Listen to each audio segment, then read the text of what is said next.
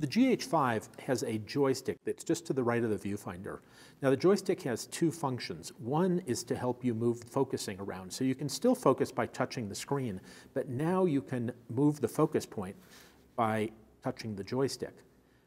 Now, in conjunction with that, to make the target here larger and smaller, you can use the thumb wheel, you can use the front wheel here, you can use this wheel. This wheel will also move you around.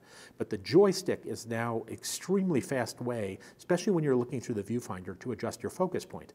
Another great use for the joystick, though, is to move around the menus. So I can go up and down, I can go left and right with it, I can go over, I can go anywhere I want to with the joystick. So it's extremely useful. Now, the optional battery grip also has a joystick on it that does exactly the same thing when you have this attached.